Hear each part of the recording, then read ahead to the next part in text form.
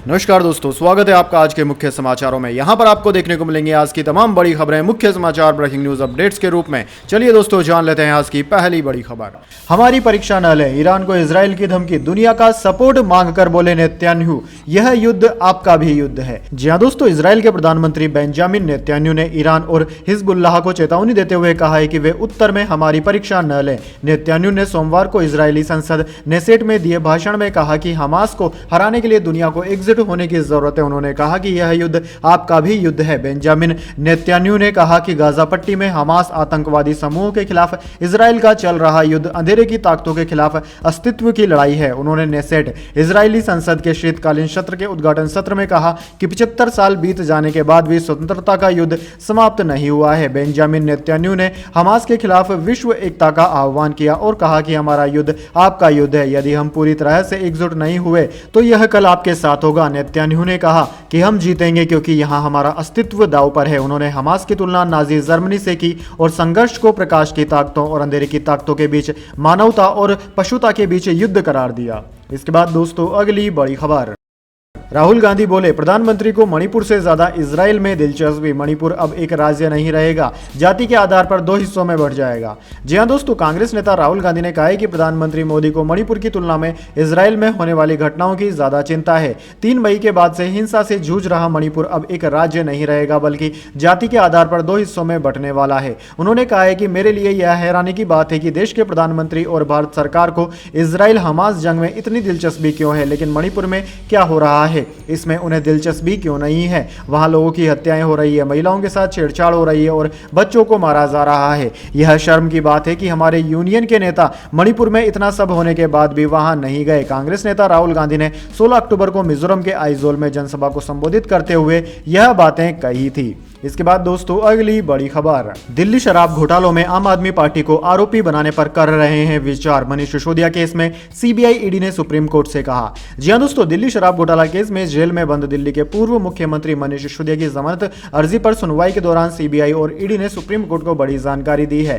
CBI यानी कि केंद्रीय अन्वेषण ब्यूरो और ईडी यानी कि परिवर्तन निर्देशालय ने सोमवार को सुप्रीम कोर्ट में कहा कि वह दिल्ली आबकारी नीति संबंधी मामले में आम आदमी पार्टी को आरोपी बनाने पर विचार कर रहे हैं। दोस्तों, आपकी जानकारी के लिए बता दें कि मनीष सिसोदिया दिल्ली शराब घोटाला केस में इसी साल फरवरी से जेल में बंद है। मामले में दोनों जांच एजेंसियों की ओर से अतिरिक्त सॉलिसिटर जनरल एस.वी. राजू ने न्यायमूर्ति संजीव खन्ना और न्यायमूर्ति एस.वी.एन. भट्टी की पीठ से कहा कि उन्होंने राज्य को निर्देश दिए हैं कि एजेंसियां आम आदमी पार्टी को आरोपी बनाने पर विचार कर रही है। हालांकि पीठ ने राजू से मंगलवार को इस बारे में अपना रुख स्पष्ट करने को कहा है कि क्या सीबीआई और ईडी की जांच वाले मामले में आपके खिलाफ अलग अलग आरोप होंगे।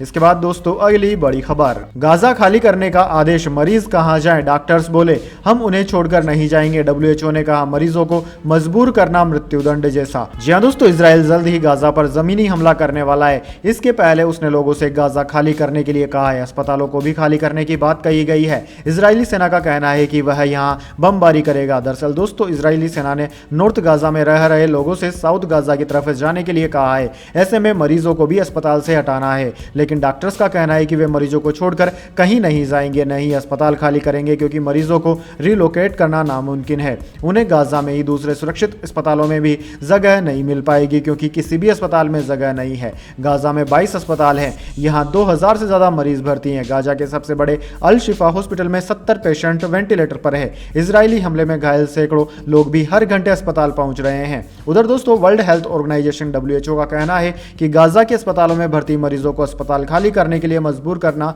मृत्युदंड जैसा है। इसके बाद दोस्तों, अगली बड़ी खबर। अफसर ही चला रहे थे फर्जी पासपोर्ट का रैकेट, बंगाल सिक्किम में सीबीआई ने किया ऐसे भांडाफोड़।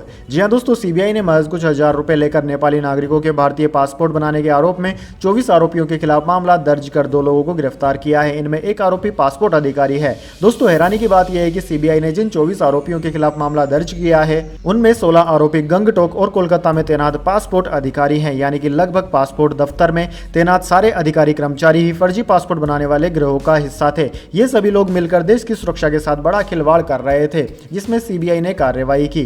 सीबीआई ने 14 अक्टूबर को कोलकाता, दार्जिलिंग और सिलीगुड़ी में 50 जगहों पर छापेमारी कर गैंगटॉक के पासपोर्ट अधिकारी गौतम कुमार साहा और दीपू छत्री को रिश्वत के पैसों के साथ गिरफ्तार कर लिया था। इसके बाद छापेमारी में एजेंसी ने काफी सारे फर्जी दस्तावेज, पासपोर्ट और 3.08 लाख रुपए भी बरामद किए।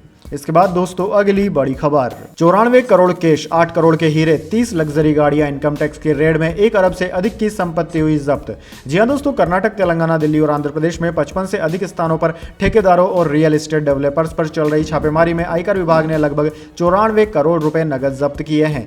सीबीडीटी ने बताया कि इस छापेमारी के दौरान 94 करोड़ रुपए, 8 करोड़ रुपए के सोने और हीरे के आभूषण और 30 लग्जरी गाड़ियां जब्त की गई। तलाशी 12 अक्टूबर को शुरू की गई थी और इस दौरान विभाग द्वारा बेंगलुरु और पड़ोसी राज्य तेलंगाना और आंध्र प्रदेश के कुछ शहरों के साथ साथ दिल्ली में 55 परिसरों में भी रेड की गई। केंद्रीय प्रत्यक्ष कर बोर्ड सीबीडीटी ने एक बयान में कहा कि तलाशी के परिणाम स्वरूप लगभग 94 करोड़ रुपए की बेहिसाब संपत्ति, नकदी और 8 करोड़ रुपए से अधिक के सोने और हीरे के आभूषण, कुल मिलाकर 102 करोड़ रुपए से अधिक की जब्ती हुई है। इसके बाद दोस्तों अगली बड़ी खबर, महुआ मोइत्रा ने सवाल पूछने के लिए कैश लिया, भाजपा सांसद का बड़ा आरोप, टीएमसी नेता सीबीआई जांच को है तैयार।